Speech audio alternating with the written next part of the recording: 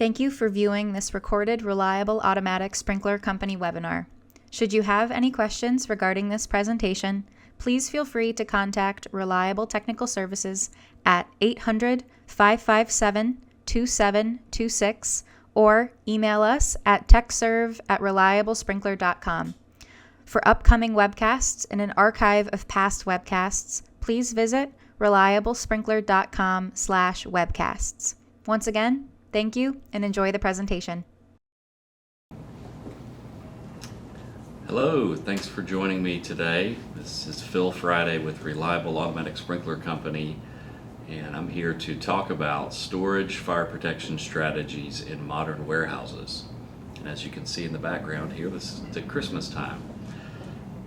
So Merry Christmas, Happy Holidays to wherever you are in the world. Here's what we'll cover today.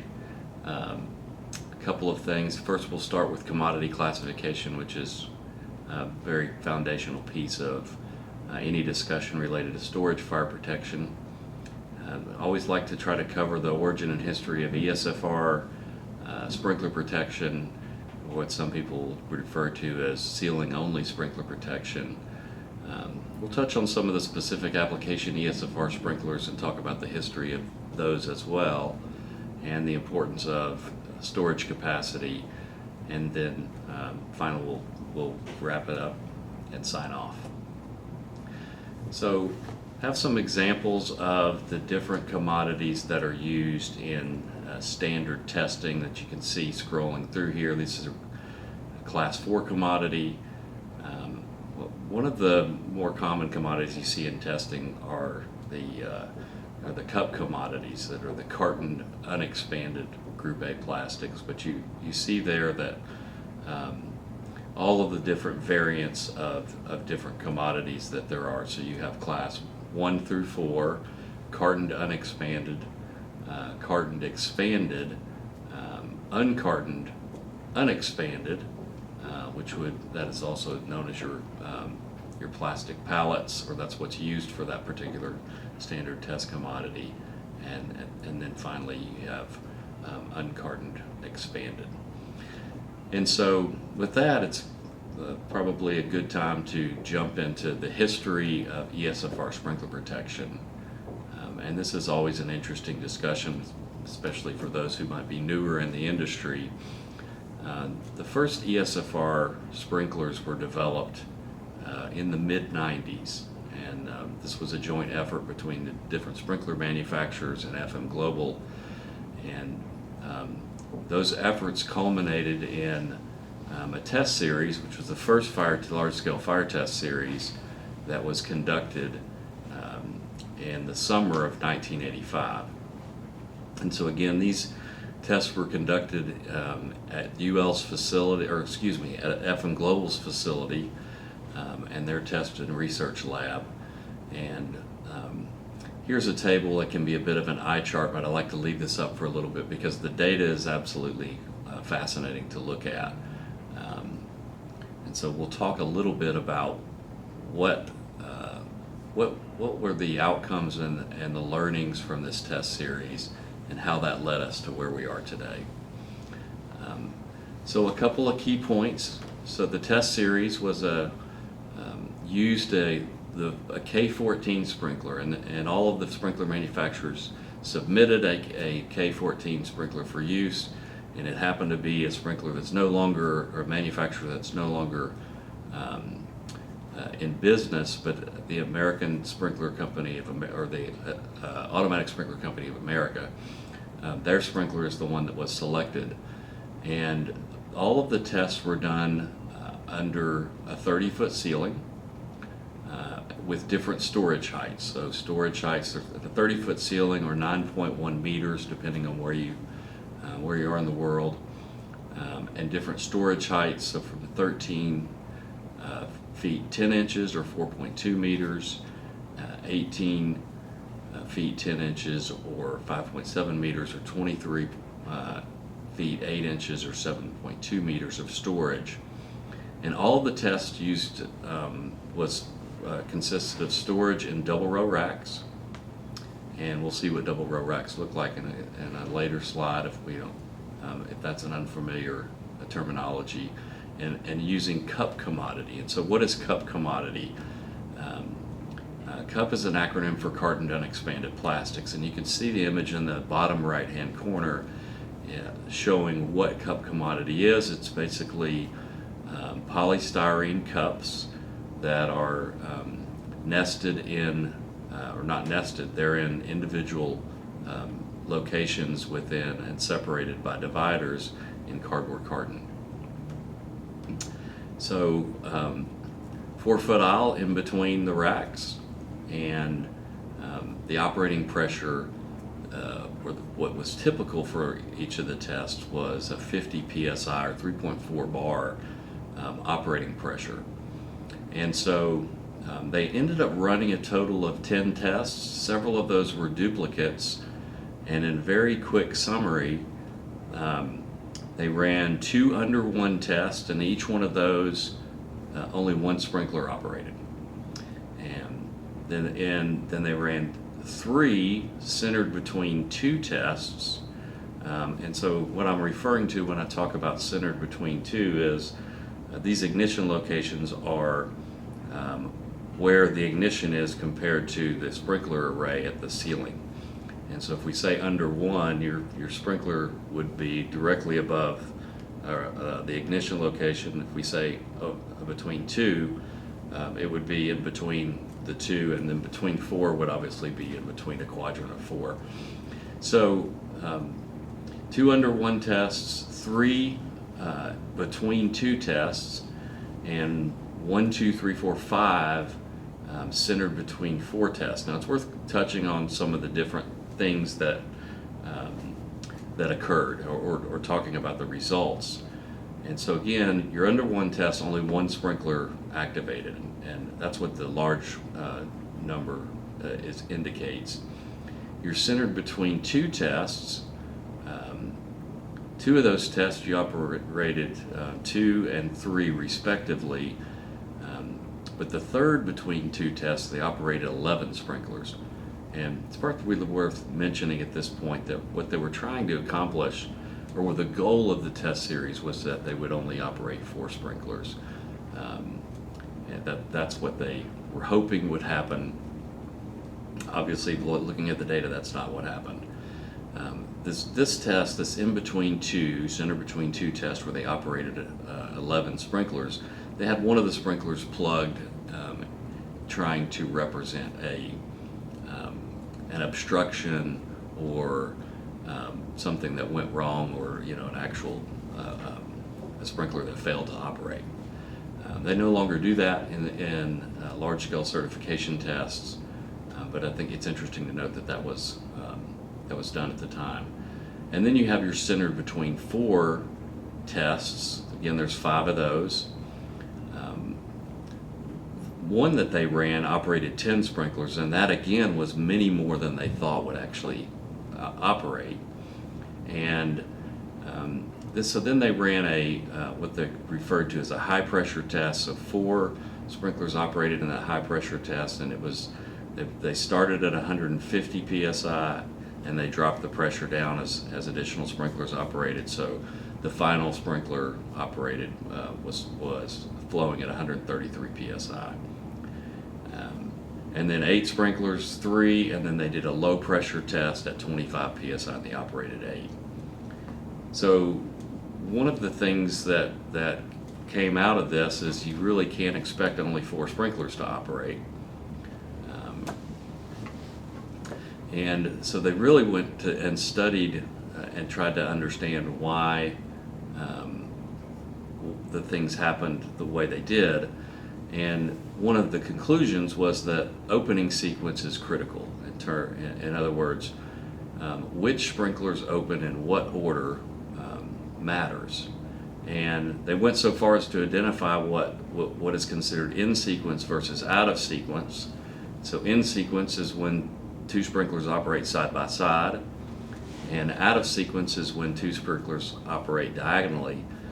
And in sequence was theoretically supposed to be a good thing, and out of sequence is theoretically not a good thing. And so But they thought, based on the information that they had, that the opening sequence was critical to the number of sprinklers that will operate. So here's an example on the right-hand side where you can see the sprinklers, the number that, and they're numbered, and it shows which order they operated in.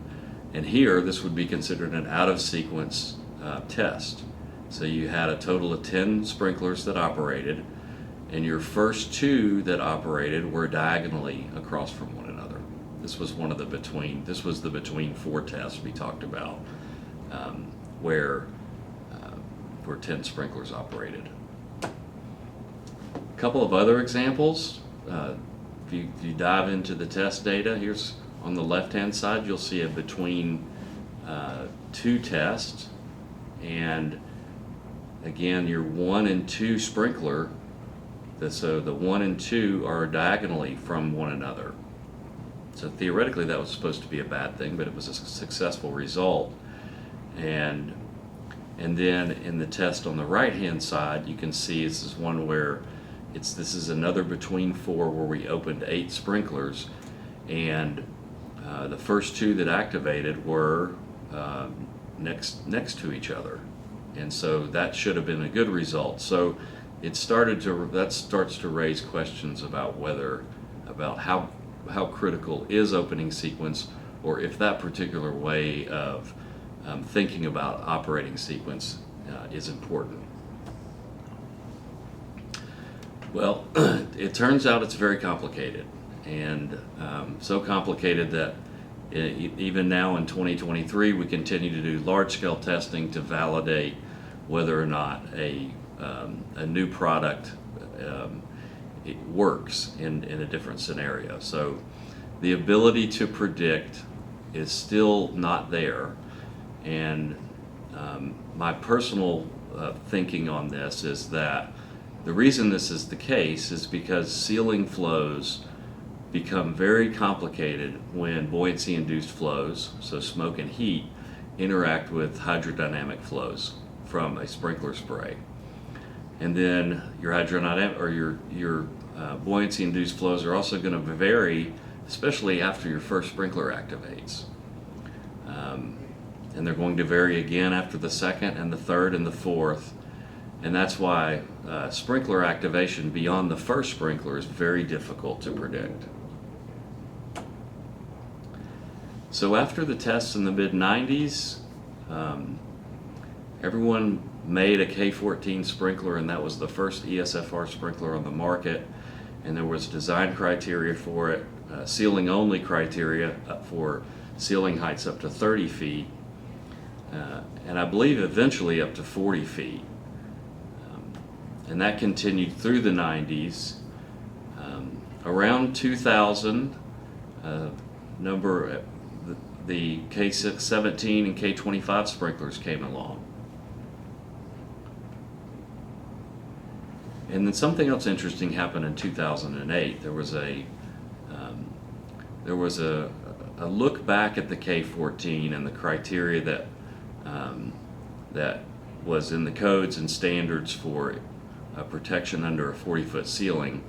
And so UL ran a test to essentially recertify the K14 for use. And so it was K14 or K200 at 75 psi or 5.2 bar, and which has an equivalent density of about 1.21 gallons per minute per square foot, 49 millimeters per minute. Storage up to 20 feet and sealing of 40 feet, or 6.1 meter storage and 12.2 meter sealing. And it was what's considered an offset between 2 ignition location, where instead of being right centered between 2, they take the ignition location and offset it a foot or 2. And what happened in this test was that 16 sprinklers activated. This was a big deal at the time, because there were a lot of buildings that had K14s, K200s at 75 psi installed. And so they looked at what happened and they said, well, let's run a realistic test. A realistic test being in a real building, the sprinkler, you have a sprinkler system, it's been designed over 12 heads, and your first sprinkler's not going to operate at 75 psi, it's going to operate at a much higher pressure. And so they did what's called a declining density test, where they decided we'll operate the first 4 sprinklers at 100 psi, which is reasonable if you familiar with or performing hydraulic calculations or reviewing them, and see what happens. And so they ran that test, and they operated even more sprinklers. And so that was eye-opening, and that's ultimately resulted in the K14 or K200 criteria at under 40-foot ceilings being removed from NFPA 13.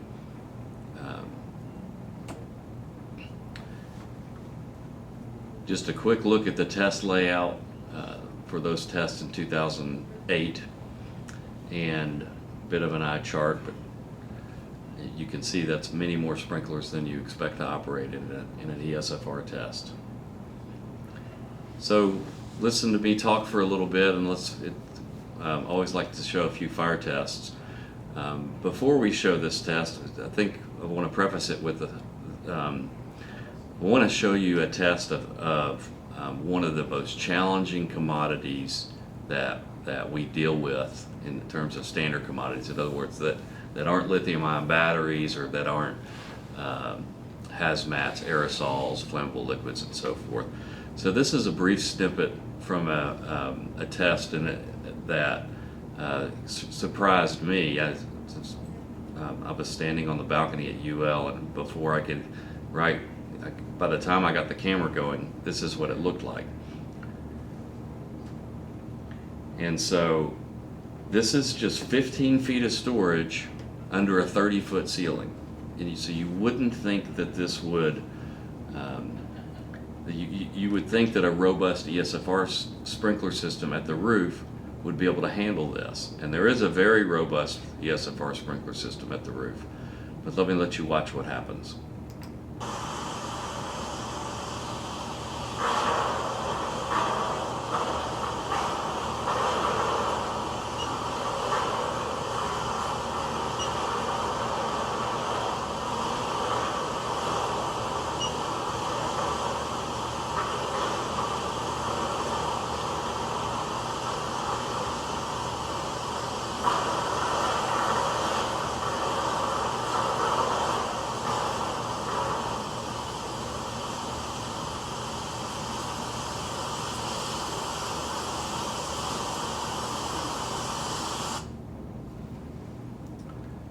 Smoke that you see in the end there is just really concealing your view. That's the sprinkler momentum driving smoke down towards the floor, but that test was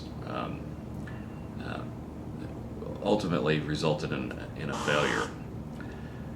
So with that, let's talk a little bit about something else important that happened in the industry in terms of ceiling-only sprinkler protection, and that is the introduction of the specific application sprinklers for buildings 48 feet tall. And where did this come from? Well, turns out it came from some individuals sitting at UL, and tests were typically conducted up to 45 feet, and someone said, well, how tall does this ceiling really go? And they found out that it went up to 48 feet, so everyone wanted to test as high as they could. So this was early 2000s, and so the first specific application sprinkler was the Reliable Model HL22.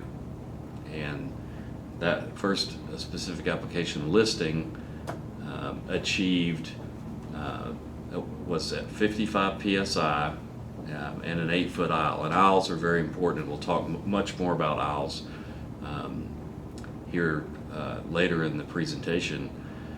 And then another manufacturer came along with their K25 sprinkler and were able to get an 8-foot aisle, but their operating pressure was 45 PSI.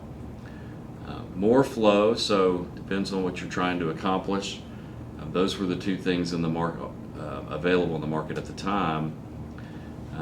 Then another manufacturer came along and bested both, They were able to get to a 6-foot aisle with 35 psi using a K28 sprinkler, so the first K28 on the market. And then another manufacturer came along and was able to get 4-foot aisles. It's worth going back here and saying and pointing out that after manufacturer B got to 6-foot aisles, manufacturer A went and said, well, we're going to take our K25 and see if we can get to 5-foot aisles. And they did that, and so that was the king in the specific application world for a while, until manufacturer C came along and got 4-foot aisles. And so then something else happened very recently, and that is that we released our K28 or the reliable N28 sprinkler. And so let's talk a little bit about the design criteria for this sprinkler that has a specific application listing. It's an ESFR pendant sprinkler. It's a K28 or K404, 400, 212 degree Fahrenheit or 100 degrees C operating fusible element. And then this has a CULUS listing, specific application listing for building heights 48 feet, up to 48 feet, and storage heights as tall as 43 feet. Maximum working pressure of 175, and it comes with our W5 installation wrench. And you can find the technical bulletin on our website. So what's it good for? It's good for class 1 through 4 commodities and cartoned unexpanded Group A plastics. Open frame racks, single and double, just like all of the other specific application listings. This one also has a multiple row, can be used for multiple row racks and portable racks. And the N28 has 4-foot aisles or 1.2 meter aisles, and flue spaces per NFPA 13. So that's our model N28T6. There are 2 models, as we'll see here shortly. And we'll just go back through all of the specific application listings so there's a comparison. So here's the reliable N28T6 on the right, intermediate temperature, multiple row racks, portable racks, 4-foot aisles, 35 psi, and a very attractive total flow rate. So time for another fire test. So let's look at one of the tests that we conducted with the N28 for approval. Yep.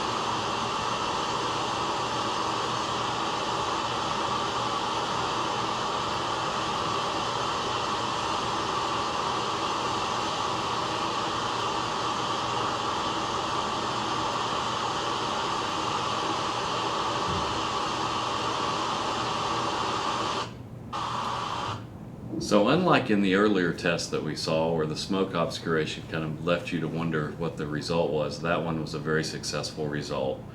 Um, that was what you will hear referred to as a high clearance test. So I think that was about 28 feet of storage under a 48-foot ceiling.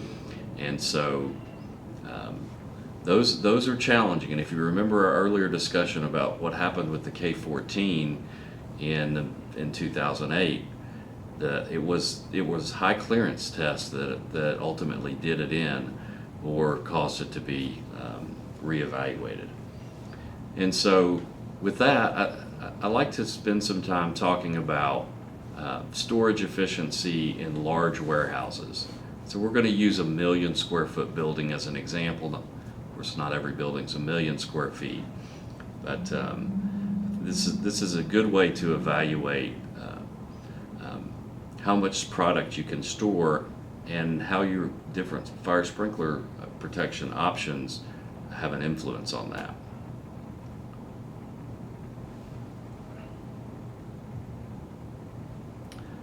So the number of things that influence storage efficiency. Building height obviously is one. Rack arrangement is another. And then your fire sprinkler protection is another. And I think it's often discounted, or people will often overlook the influence that the sprinkler selection can have. So we're going to talk through that a little bit and maybe try to bring a better understanding to it. So there's different criteria that you can use for protecting a warehouse almost anywhere in the world. You can either use FM Global, and they have their data sheet 8-9. And if you're in a taller warehouse, you'll find yourself in table 17B. And we're going to talk more in detail about this, but you can see there are options for buildings up to 50 feet and buildings up to 55 feet. So if your buildings are up to 50 feet, you've got options using anything from a K22 to a K34. And we'll talk more about what those different options are. If you're in a building with a maximum ceiling height of 50 feet or less, or 16.8 meters or less, there's really two options that are available. And so this is an interesting exercise to go through. So NFPA 13, which is used mostly in North America, and many other places in the world, but most jurisdictions in North America, this is the rule of law, if you will. Your maximum building height is 48 feet unless you're using a specific application listing. And so looking at your options for building heights up to 45 feet and storage heights up to 40 feet, and if you have 4-foot aisles using a K22 or K25, this is your available storage, what we're going to say cube, right? So we're going to use that as our baseline, 26.6 million square feet of available storage cube in a 1 million square foot building. And so what if you decide you want to use FM's criteria? Well, that's fine, that's good. But there's some things to be aware of, and one of those is that if you use FM's criteria, you're allowed to build it taller, and you're also allowed to store taller, but your aisles cannot be as narrow. So the minimum aisle width from in 8-9 of table 17B is 6 feet. So when you go and you do that calculation, you actually lose available cube. And so knowing it's expensive to build tall, it's worth understanding these things and how they influence available cube, because that is a very important piece of what an end user wants in their warehouse. So what if you decide to build even taller? You say, you know what, okay, I recognize that 50 feet maybe doesn't get me where I need to be. I'm going to build it to 55 feet, peak roof deck height, and I'll be able to store up to 50 feet. And there are options, available options for that. But if you go with the K28, you're going to be limited to 8-foot aisles. And so you basically will have to use a K34 sprinkler And there you could get 28.6 million cubic feet. So that's a viable option. And then there are the specific application listing options, which every sprinkler manufacturer has. So let's look at those and compare them together. And it really, as we've seen, it really boils down to the aisle width that you're able to use, and that determines what your available storage capacity is. So if you get a 6-foot aisle, you're only going to be able to store 24.6 million cubic feet of material, which is no better than if you built a building to 45 feet, right, and just used a standard K22 or K25. If you find a sprinkler that has a 5-foot aisle, then you can improve things some. But if you can find a sprinkler that has a 4-foot aisle, you really increase your available storage capacity. And it's worth noting here that these examples are based on 8-foot deep double row racks. There'll be some variation. This isn't supposed to be a catch-all for every possible scenario. But this is why we developed the K28 to give end users and owners the ability, end users, tenants and owners the ability to store more in their buildings and give them greater flexibility in how they use their buildings. So what about multiple row racks? Here's the description from FM 8-9 for multiple row racks. And so they're basically racks that don't have an aisle. They can be maximum of 20 feet deep before you need an aisle, in other words. And so, but that's as long as they have adequate flue spaces in both directions. And so here again, there's only a couple of choices if you want to have multiple row racks in your building.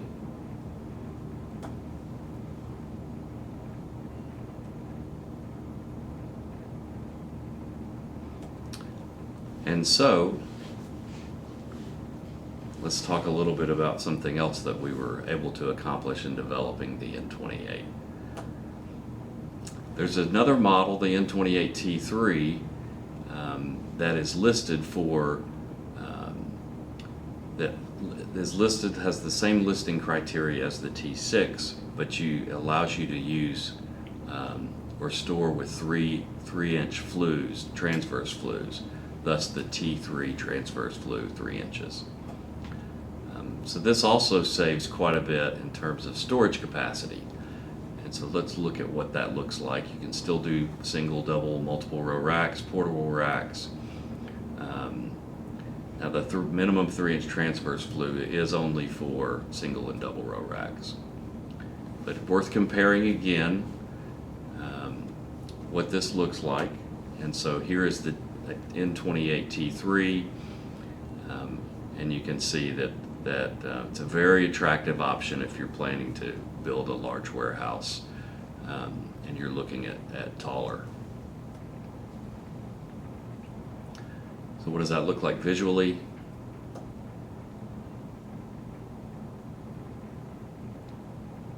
About a 6% increase in available storage cube that you get with a 3-inch transverse flue over a 6-inch. Now that might not sound like a lot, but you multiply that across a 1,000,000 square foot building or a 500,000 square foot building, and it turns out to be a lot of material.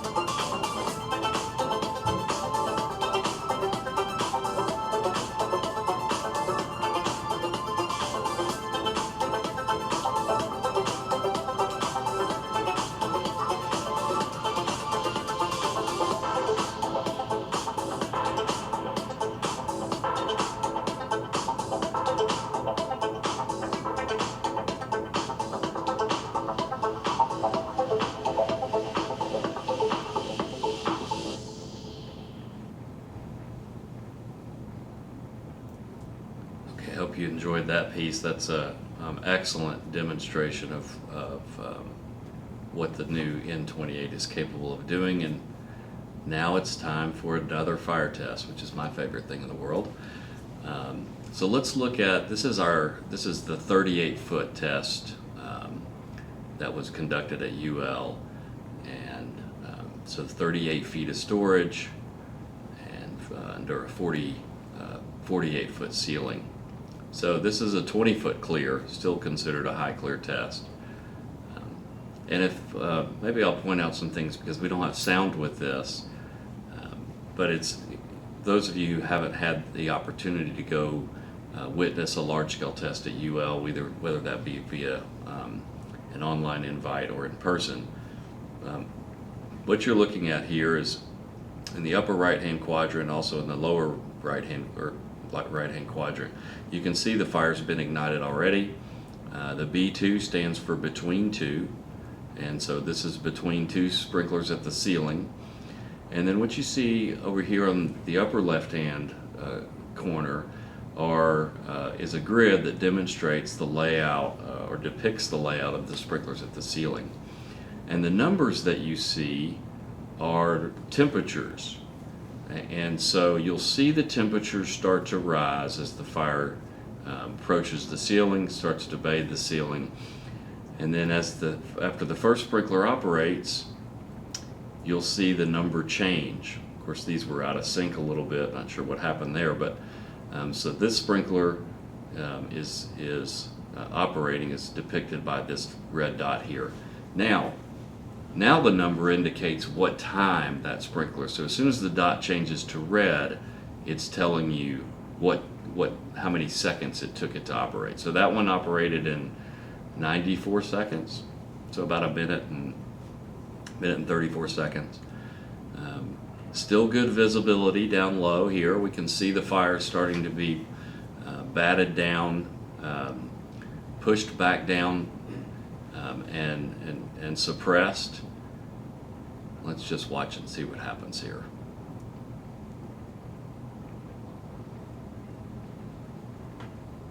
This is obviously a 4-foot aisle test, if I didn't say that. And 4-foot aisle tests are very challenging under taller ceilings. And it's one of the reasons why FM Global, once you go above 40 feet, your only options are 6-foot or 8-foot aisles. So there's a very good reason for it. They're very challenging tests. This was a very successful result here. But you see there's still fire down low, right? And so that sprinkler is still doing the hard work.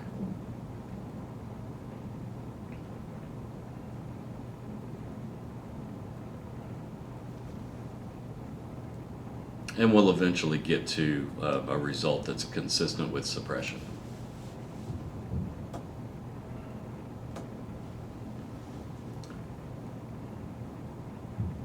So this isn't a 1,000,000 square footer, but it's a large warehouse. This is a potential application for the N28, either the T6 or the T3. Here again, a finished building somewhere in the world. Actually looks like an Amazon. And so that would be another place where you might see something like the N28. And here are the two models of the N28 side by side. So enjoyed going through this with you today. Hopefully if you ever have any questions, you won't hesitate to reach out to us. Our technical service department loves to hear from customers, engineers, developers, anyone who's curious about talking about storage, storage capacity, automatic storage and retrieval, fire testing, any of those things. Feel free to reach out to us Monday through Friday, and thank you so much for taking your time to spend on with me today.